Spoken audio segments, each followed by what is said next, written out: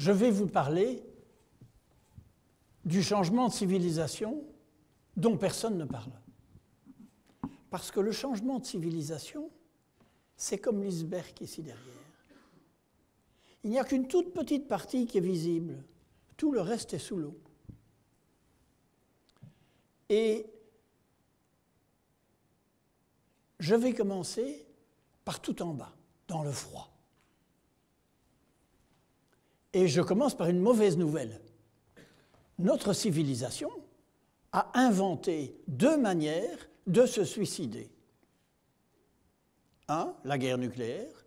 Nous sommes passés de 34 fois à 17 fois la possibilité de faire sauter la Terre. C'est 17 fois de trop, évidemment. Et puis, il y a une deuxième manière, un dogme bizarre. Le dogme de la croissance infinie dans un monde fini. C'est évidemment suicidaire. Mais nous sommes tous dedans, tous les jours. Et on n'en parle pas. C'est en bas. Maintenant, je suis désolé, je vais vous dire quelque chose de positif. Je sais que ce n'est pas très à la mode, mais si on rencontre le citoyen dans les rues de New York, Buenos Aires, Moscou, Paris, Bruxelles, on se rend compte que le citoyen, mais il veut un avenir pour ses enfants et ses petits-enfants. Et donc, qu'est-ce qui est en train de se passer? Eh bien, il y a un changement des valeurs de base de la civilisation. On est en train de passer de valeurs de mort à des valeurs de vie. Et ce moteur, parce que c'est le moteur du changement, ce moteur, personne ne peut l'arrêter. Comme disait très bien Willis Harman, qui a vécu en Californie il y a 20 ans, du temps où la Californie réfléchissait intelligemment, il disait « personne, aucune force politique, économique ou militaire ne peut arrêter ce changement qui se passe au niveau le plus profond de chaque citoyen. Nous sommes dans un moteur qui pousse le changement de civilisation et qui pousse tous les autres niveaux. » Alors il est temps de parler déjà du second niveau. Le second niveau, c'est que le patriarcat est en crise. Pourquoi? Mais parce que les valeurs CCC, commande, contrôle, conquête, qui sont très utiles pour aller jusqu'à la Lune, ne sont pas suffisantes pour aller vers un monde soutenable. Il faut d'autres valeurs qu'il faut ajouter. Des valeurs plus yin, plus féminines. Et donc, ce gros tank cruel qui continue à écraser quelques millions de femmes par jour, le moteur du tank est en crise. Et nous allons vers une civilisation post-patriarcale, où il faudra réinventer le rôle de l'homme, le rôle de la femme, le rôle de la famille, évidemment.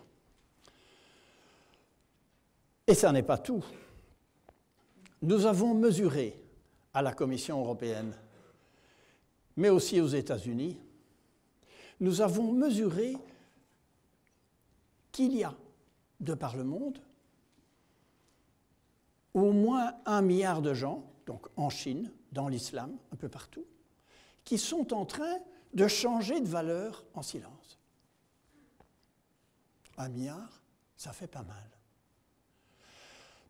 Et ça fait tellement que les 80% de gens qui ne sont pas dans le changement commencent à se gratter la tête et ne pas comprendre ce qui se passe parce que personne n'en parle. Et qu'est-ce qu'ils font? Ils votent pour Trump. Ils votent pour des leaders de droite qui leur disent « Avec moi, pas de changement, on continue comme avant. » Illusion. Le numéro 3, le niveau 3, c'est le niveau du transmoderne. Nous allons changer la manière de concevoir le réel dans nos universités, notamment avec les neurosciences, mais avec tout un ensemble, c'est la manière même de penser le réel qui est en train de se transformer dans les laboratoires un petit peu en dehors de l'université. Il y a une seconde bonne nouvelle, c'est que le transmoderne, c'est le retour de l'éthique et du sens.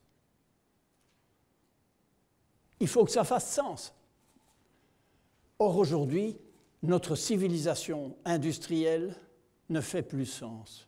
Elle continue, elle continue, elle continue jusqu'au moment où elle risque de passer en dessous d'autres plaques tectoniques immatérielles, transmodernes, post-patriarcales.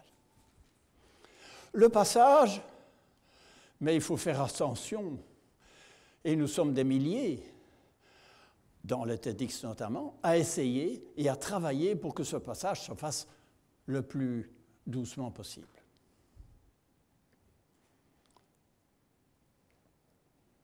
Alors maintenant, nous sommes au niveau 4, juste en dessous de l'eau. On n'en parle pas, mais les gens commencent à se dire peut-être que quand même, cette économie matérielle, c'est un peu différent. Alors je vous raconte une petite histoire. Donc, j'étais membre de la cellule de prospective de la Commission européenne, un think tank créé par Jacques Delors, du temps où on réfléchissait à la Commission européenne. Ce temps a existé. Et Jacques Delors nous dit, allez, faites-moi une étude, vous avez 6 mois. Faites-moi une étude sur l'économie européenne en 2030. Bon, nous, on travaille en réseau avec des économistes du monde entier. On travaille, on arrive, on fait un livre blanc, on le traduit en français, en anglais, en allemand, enfin dans toutes les langues. Et Jacques Delors, tout fier, arrive chez les chefs d'État en décembre 1993 au Conseil des chefs d'État. J'allais dire 93, mais bon. Et il présente son livre. C'est la catastrophe. C'est la catastrophe. Pourquoi? Parce que les chefs d'État ont dit mais... Ils ne l'ont pas dit comme ça, mais on ne sait rien faire avec ça. Le changement de civilisation, on ne sait rien faire. Le changement de paradigme, on ne sait rien faire. Et donc, ça fait 30 ans, presque 30 ans, qu'on se tait, que le politique se tait au niveau du changement. Je ne les condamne pas, je comprends. Je ne dis pas que j'approuve, mais je comprends, parce que c'est très difficile à vendre. Et le premier politicien qui dit « si vous votez pour moi, on change de paradigme », oui. Et donc, le 5e niveau est la transformation du politique.